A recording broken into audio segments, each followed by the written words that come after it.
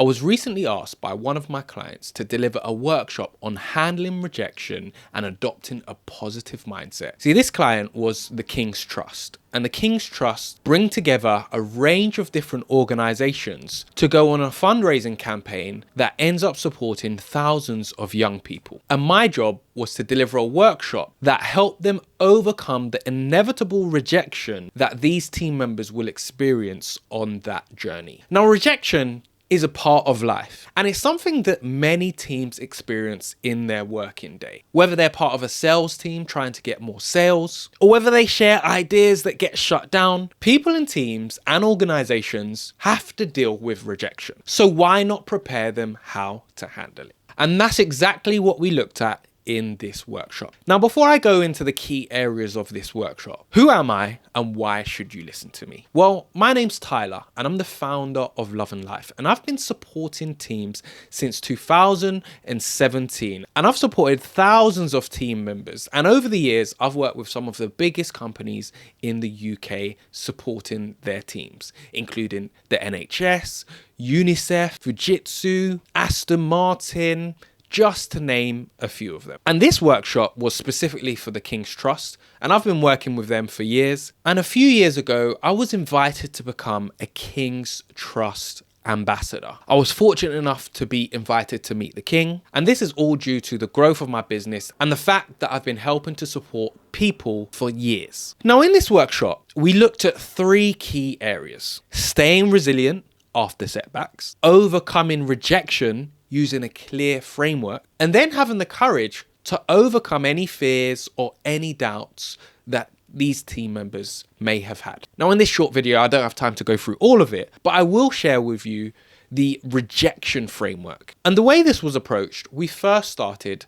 by looking at rejection can be so difficult to deal with. If we know why it's difficult to deal with, we can then start to implement methods and systems to help us deal with it. And some of the reasons that came up is that rejection can feel personal. It can knock confidence. It can make us feel judged or like a failure. It can create self-doubt, fear of embarrassment, and more. And this was a great discussion among the team. And after this discussion, it was important to highlight a few key meanings. Rejection doesn't mean that what you're doing isn't important. Rejection is part of the process. And rejection only becomes failure when it stops us from taking the next steps. And I want to share a quick example with you that I gave to the attendees in the workshop. Now, one of my clients recently was bidding for a piece of work. And as part of that work, they have a social value commitment. And the commitment they wanted to add as part of their bid was for me to go in and deliver some workshops to help support them winning that bid. So they asked me to put together a few words that could highlight what I do and the workshops that I'll deliver that they can then use to help them win that bid.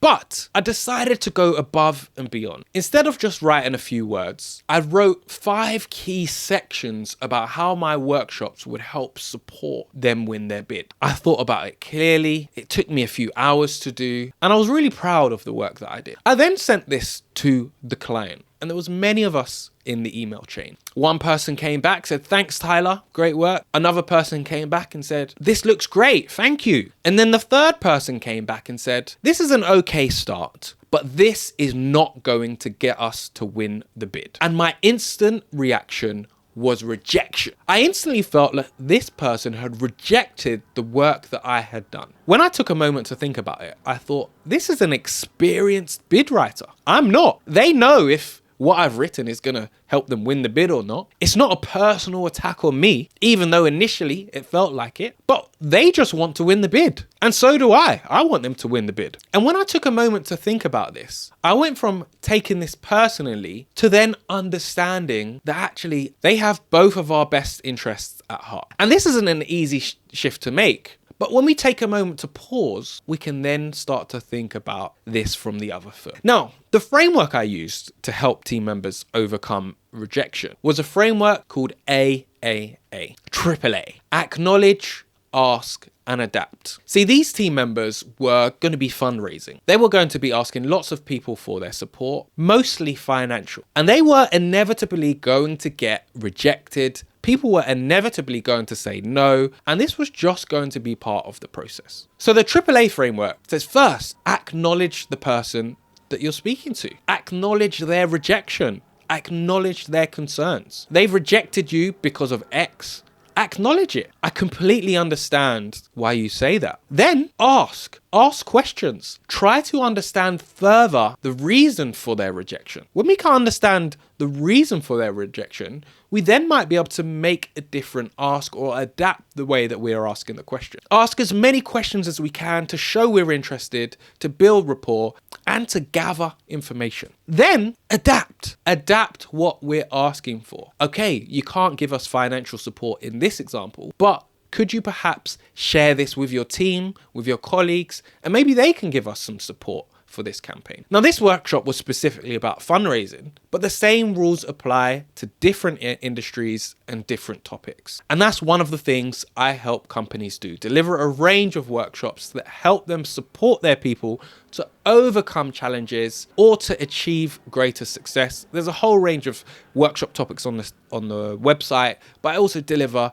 bespoke workshops. Now, one of the other things is that we don't often know how our teams are feeling. We may think they're able to deal with rejection. We may think they're able to handle setbacks.